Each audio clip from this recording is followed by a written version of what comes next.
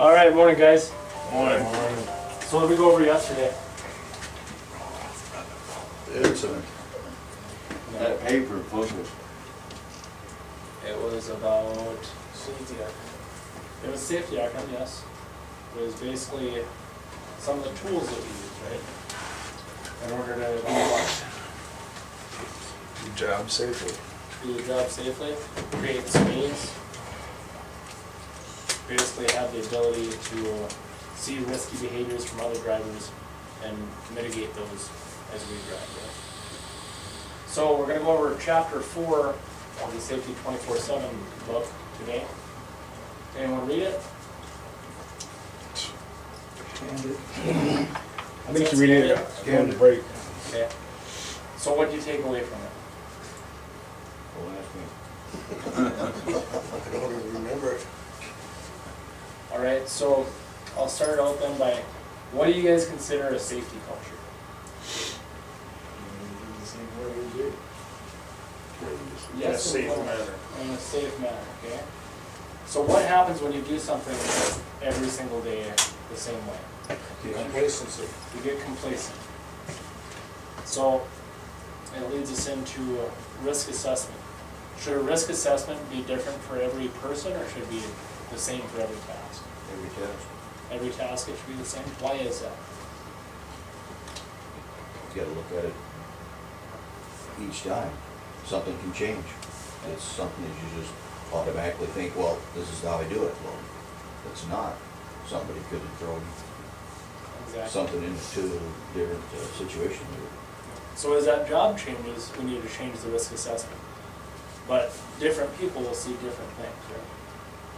So the key is, we still have to look at it objectively and make sure that if it's a different person that's doing the risk assessment, you're still looking at the whole task or the whole job to actually come up with a good risk assessment.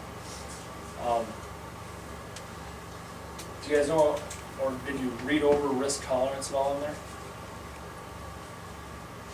Risk tolerance, yeah, it should be 0 tolerance. Yes, but every individual has a different level of risk tolerance. It's basically, John might look at going into an enclosure and dumping a front load container differently than what you do, or backing out of it. There's a certain amount of risk that you'll take that another person won't take. That goes as far as like anywhere from a sunburn to a bee sting. Exactly. Same I thing. look at bee stings a little bit differently and approach bees differently than Mike's gonna. Yeah. I usually run screaming.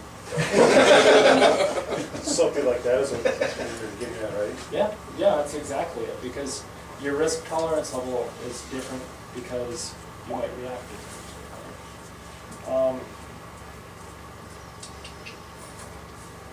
What are some things that we should ask ourselves when we're actually getting ready to do a task or a job? Is it worth doing? Okay. Can we do it safely?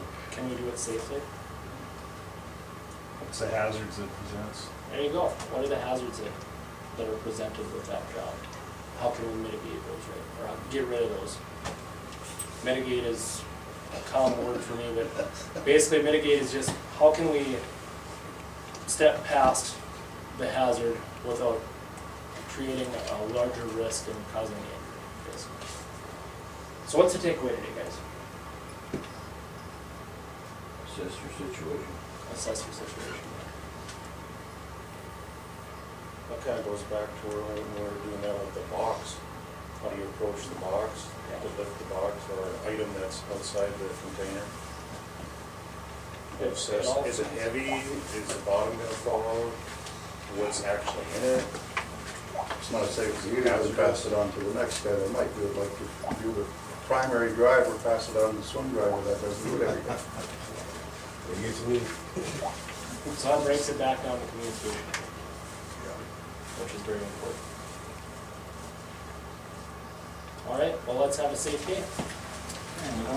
It's windy today. Hillary and Donald are talking away. It already is windy.